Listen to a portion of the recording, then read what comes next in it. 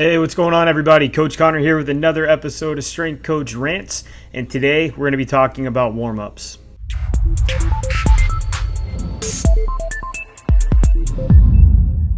So this will probably be uploaded a day or two late, so I apologize for that. Went ahead and closed on a place about 2 months ago and been locked into having to be at the apartment that I was renting, so kind of drug our feet with the move. And finally moved this past weekend, so I'm a little exhausted. I'm a little tired. I feel like I've been, running around 100 miles an hour for the past, honestly, year and a half. But this past weekend, it all kind of came to a head. So if I look exhausted, it's because I am exhausted. But back to warm-ups. So today we're going to be talking about warm-ups and their purpose and why we do them and how to do them and just everything concerning warm-ups. I feel like there's not enough understanding of how important a warm-up is and what all can get done during a warm-up. Here at the Lions Den with my groups, depending on the day, our warm-ups are upwards of 20 minutes long, 25 sometimes, but it's because we get so much work done, especially with my higher training age athletes. So today we're going to talk about warm-ups, how to do them, why we should do them, and give you some ideas as to what you should probably start including into your warm-up if you're going to try to get the most out of your training sessions.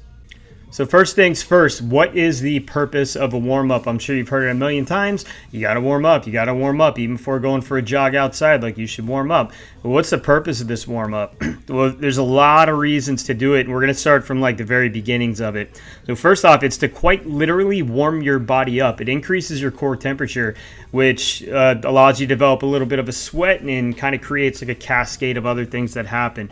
Our body being more warm allows our muscles to be more pliable and elastic, so they're going to be more protected when we go to deliver a lot of force. You wouldn't be able to just stand up and say, hey, I'm going to squat it. I don't know, whatever your max is. I was going to say 1,000 pounds, but I doubt that there are many 1,000-pound squatters in this audience. But you wouldn't be able to just do that. You'd have to actually get your muscles to the point where they're more pliable so that you can create greater force. It's also going to increase the amount of synovial fluid that surrounds your joints. Your body sees that you're moving around and starts to detect some level of forces, and it's going to send more synovial fluid to kind of lubricate and protect the joints.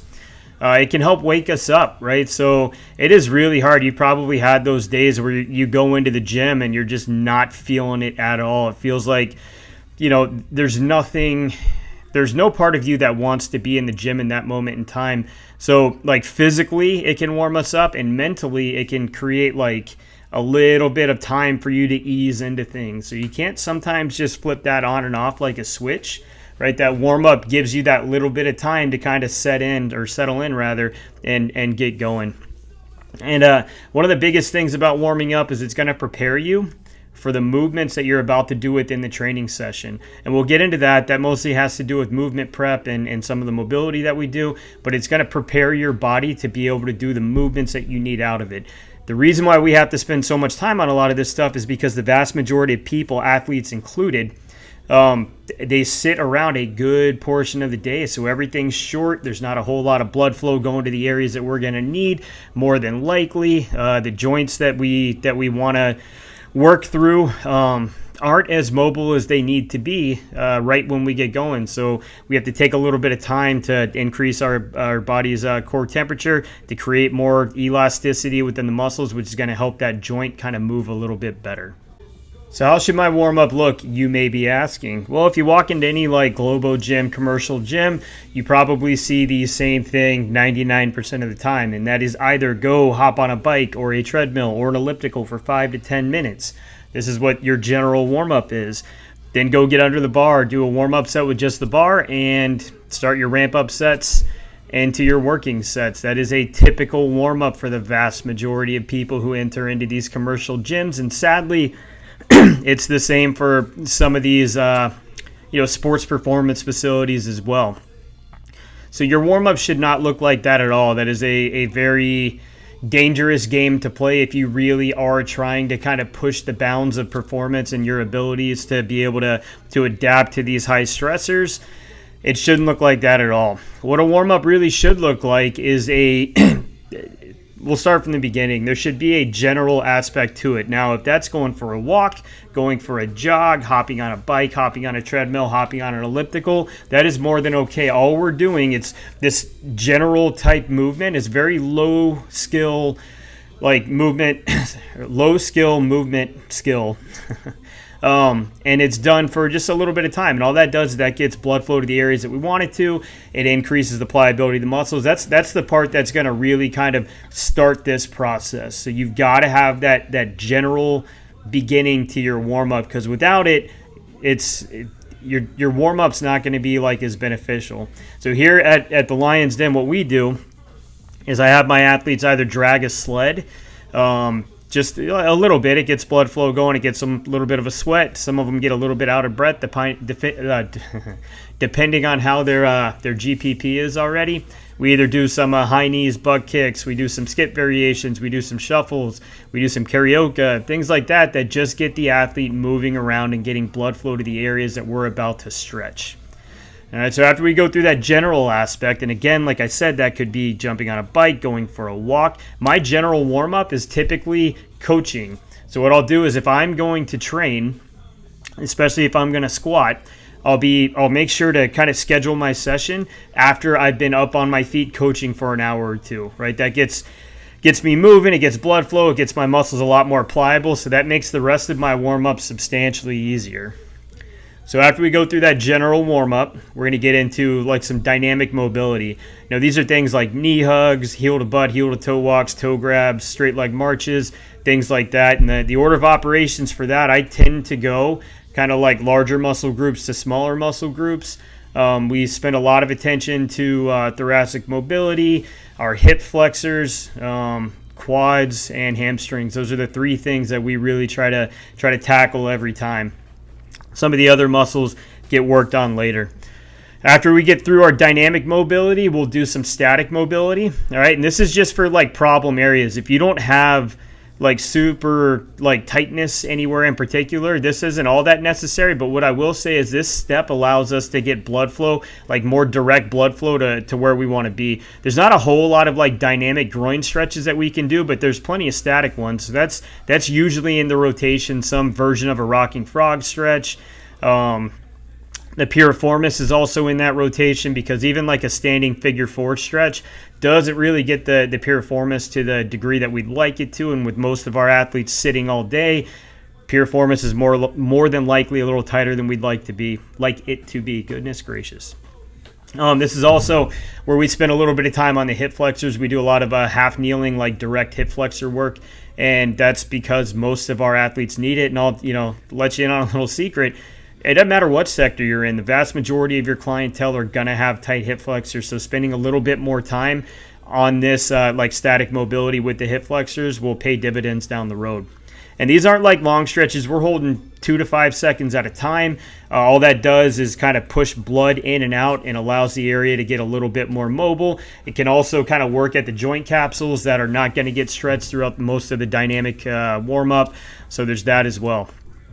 So we go general, right, into our dynamic mobility, into our static mobility, and then after that is movement prep. So movement prep is anything that looks like what you're about to do. This is where we throw like our bodyweight sumo squats, our infant squats, our T balances, reverse lunge variations, things like that. That all goes into the movement prep, and what this is going to be is just a mirror version of like what they're going to do during the training session. So they're going to be box squatting. We'll do some sumo squat variations. That's going to prepare their hips to do what I want them to do once they get under a load. We're also going to do a lot of single limb movements within this movement prep. And this is all for the lower extremity, right? There, we can go over the upper extremity stuff in a future date, because this is just very general when it comes to warm-up. So we're going to talk about the lower extremity. Like, you pick 5-6 exercises, do them body weight, do them with very light loads, do whatever's going to help warm your athletes up. And that can be your movement prep. I usually do sets of like 5 for single limb movements, sets of 10 for anything double leg, like infant squats, body weight squats, like taking those ankle bands and putting them up above the knees and doing like band resisted squats. things like that. So it doesn't have to be high volume, but it needs to get them prepared to go through the motions that they're going to do with a load on their back or in their hands. After that, we do CNS prep. So there's a lot of benefits to the CNS prep. For one, the 4 previous things that we were doing within our warm-up are not super dynamic, right? The movement prep is a little bit, but the static stretching, the dynamic mobility, it's not very fast movements. Everything's relatively kind of peeled back, and we're not generating a lot of force. So now that we've gotten the mobility that we want, we've gotten our muscles nice and pliable, and we've gone through the movements that we're going to do for the lift, now we can start to work on speed of movement here. And this movement prep can be jumps. I'd love to do jumps within my movement prep. It doesn't have to be like a depth drop jump. It can be just a regular jump. The volume stays low. It would probably, with jumps, we never do more than sets of 5. Same with med ball throws. These are not conditioning type movements. These are the movements that are going to tell your body, hey, recruit a lot of muscle fibers really quickly so we can get through this task. So med ball work, jumps. I do really light Olympic lift variations. So whether that's with a landmine, doing like a landmine push press, or doing a dumbbell snatch or kettlebell snatch, this is where I put these movements in. And you can get some work done. This can be challenging, but we just want to make sure that we also get the speed dialed in. So don't put so much weight in your athlete's hand that they're not going to be able to move it with speed, because we want that speed. This is where we're going to focus on that. All right, so after you get through your CNS prep, we're going to get to our warm-up sets. All right, so anything below 50% is a warm-up set, right? So if you're a 500-pound squatter, your weight with the bar, and then you're probably going 135, then you're probably going 225 because you're lazy. Anything before 450 or 250, sorry, we said 500-pound squatter. Anything before that is considered a warm-up set. Anything after 50% becomes a ramp-up set. These ramp-up sets change, right? For one, the load is heavier. For two, we want to start focusing on speed of movement a little bit. I want to try to start moving this barbell with intent. I'm not getting my positioning dialed in as much once we get decent loads on the bar. Now we're trying to work on speed of movement, especially if we're going to be working up at that 80, 85, 90 plus percent. We've got to get dialed in to being attempting to be fast with the weight, right? Once we get up above 85, 90, 95%, it is not going to be fast, but the intent of speed is going to have a huge impact on your ability to move that weight. So after we get through those ramp up sets, now we're to our working sets, and the warm up is over. All right. This whole process, depending on the movement of the day, depending on how much time and effort we're going to spend, on the warm up here, This process could take 20, 25 minutes. And that's okay, because if you look back at everything we've kind of just gone over, we've gotten a ton of work in. All right. So it doesn't have to be this 5-10 minute thing. You can get work done within this warm up. And we're actually going to talk about that in this next part here. All right, so to kind of take it back to the movement prep here, we're going to talk about getting work done within this warm-up. So with my athletes with higher training ages and my athletes with a lot of GPP, like general physical preparedness, you could call it conditioning levels, whatever you want to call it. With my athletes that are either of those or both of those, the warm-up gets pretty intense. So once we get to this movement prep phase, we're doing RDLs, we're doing single leg RDLs, we're doing reverse lunges, all loaded. We're doing reverse hypers, Nordic hamstring curls. This all gets thrown into the warm-up. Now, it's not super duper challenging, but let's say we've got a 400-pound squatter. He's probably doing, a set of 6 to 8 reverse lunges, then going to with 50 pounds. Then going to a single arm, single leg dumbbell RDL with 50s for sets of 6 to 8, into some Nordic hamstring curls for 5 or 6, and then into a what's it called? Reverse hyper. for sets of 10, and we're doing that like 2 to 3 times.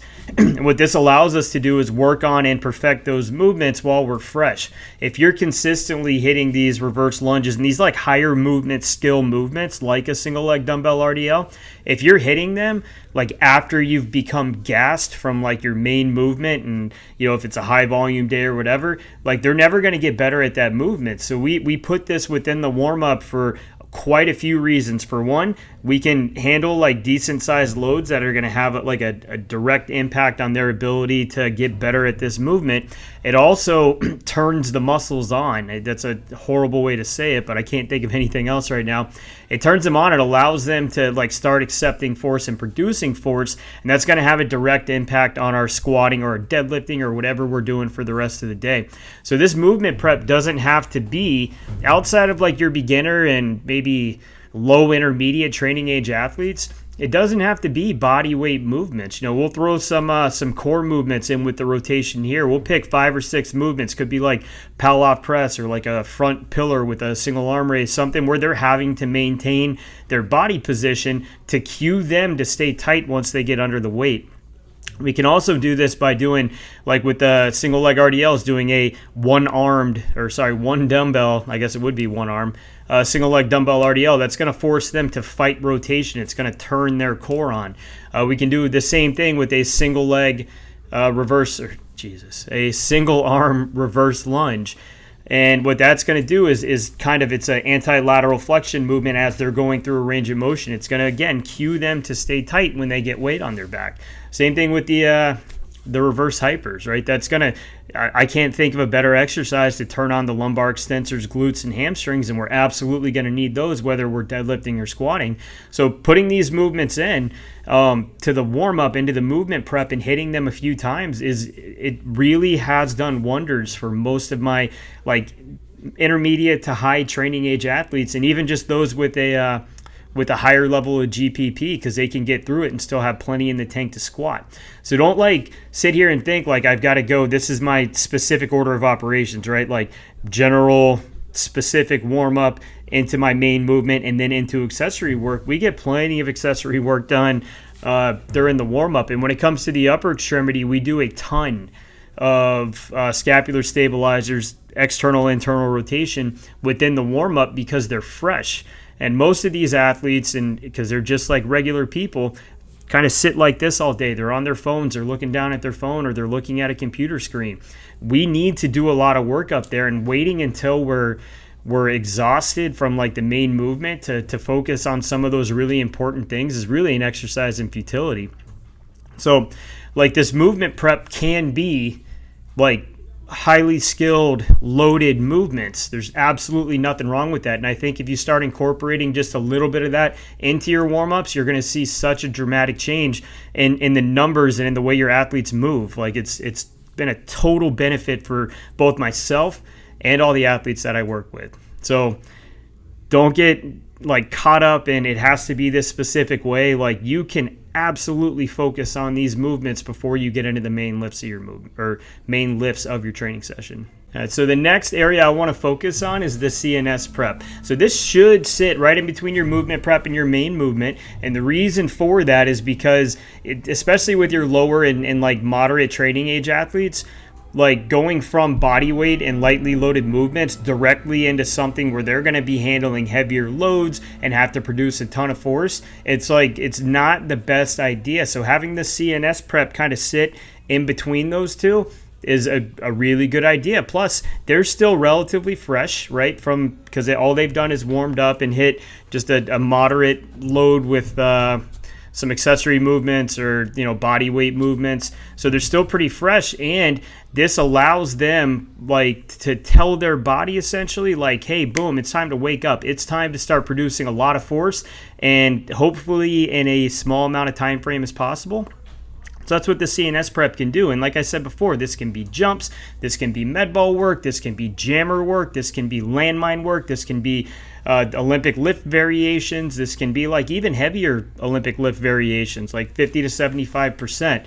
I say heavy, that's not really that heavy, but it can be in that range. One thing that I like to do also with some of my younger training age athletes is have this CNS prep be like lateral and linear acceleration or like lateral change of direction stuff, because again, it's speed of movement. It's very quick. They're having to overcome like a lot of force on their change of direction or if they're accelerating. Plus, like, again, they're fairly fresh, so we can work on positioning with these things. So it doesn't have to be like just jumps or just med ball throws. Like, there's a ton of stuff that you can do. You know, for the upper extremity, like, you're probably going to live in that med ball throw area, right? For the lower extremity, you got a lot more options. And for the most part, like most of the gyms that I follow, this becomes jumping, right? It's a lot of jumping, but it doesn't just have to be that. If your athletes are already pretty good jumpers, we can do like different jump series. We can do some single leg jumps, which aren't really great CNS prep because it's more of a strength exercise, and we'll go over that in a future episode. But it can be depth drop jumps. It can be just, there's a ton of different stuff that it can do, that it can be. It doesn't have to just be a box jump, like walk away, go over there, do 3 sets of 5, jump on the box and step down, give yourself a minute in between. You can challenge these athletes and you can keep it interesting for them. It doesn't just have to be jumps. I even do with my lower training age athletes, it's a depth drop variation.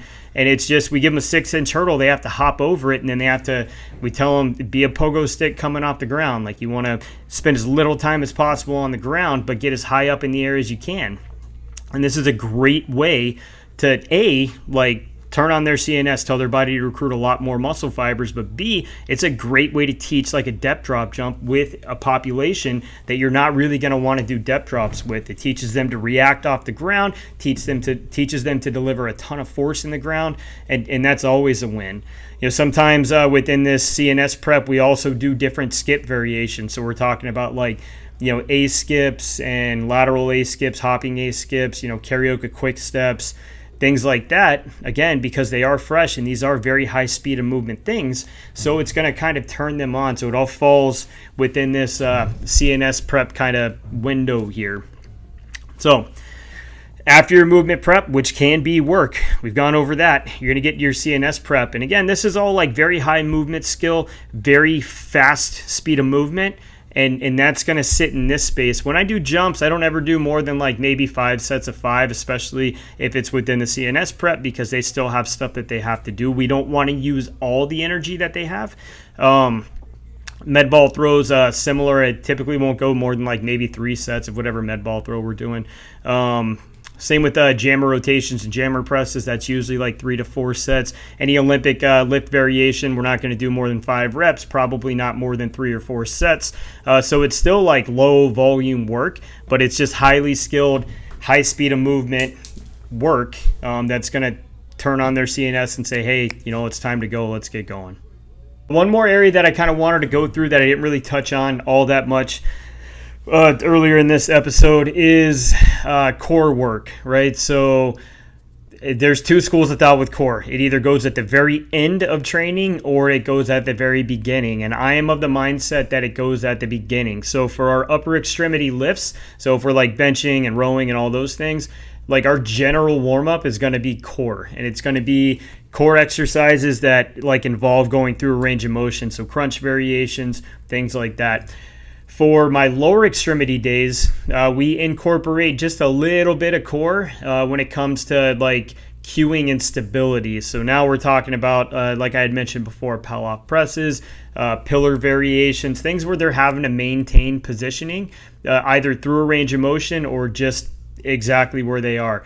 So like doing a front pillar with a single arm raise, right? That's going to activate your core and cue you to stay tight throughout the lift. And that's what we use core exercises for during like our squat days. And the big thing here is those kinds of movements are not great to do at the end of a lift when you're already exhausted. You know, like let's say even at the end of the lift, you're throwing in some GPP work, so either like a high volume finisher or some sled work. We do not want to be doing core exercises during this because the positioning that you're in matters. Now, if you want to go and do some like crunch variations or something, you know, like some cable crunches, something like that at the very end of a workout, I have absolutely no problem with that. But when we're talking about like cueing you into good body positioning, so doing like physio ball prayer variations, pillar variations like your anti-rotations, your anti-flexion, anti-extension, anti-lateral flexion movements. Those should go at the very beginning of the lift, and the volume shouldn't be so high that you can't continue to stay tight like after you're done. It's meant to be like a cue.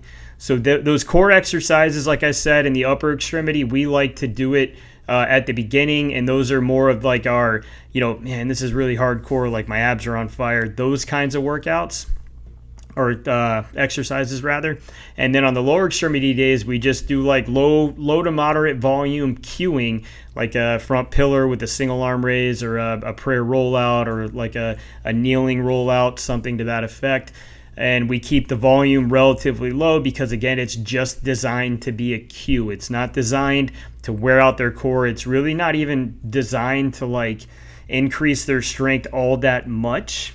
We're just trying to prepare them for the lift, right? And it'll have benefits over time. If you chip away at that, it's going to make their core stronger. So don't feel like it's, we're only using it as a cue. There's also the purposes of strength kind of built into those movements. And we put that during the movement prep. With the upper extremity, we put it during the general warm-up. That's how we get warm. I don't know if you've ever done like 3 or 4 core exercises, like a weighted, crunch variation. But, if you're going to get a little sweaty, you're going to get your core temperature increased, and it works for us. So that's how I like to do it. So when incorporating core, I like to do it at the beginning of a lift. I know that there aren't, there are coaches who do it at the end, and I see it a lot of times at the end as just kind of be an eye wash. Let's just get through. I got 5 minutes left. What can I do? Let's do some core. And that's not how it should be.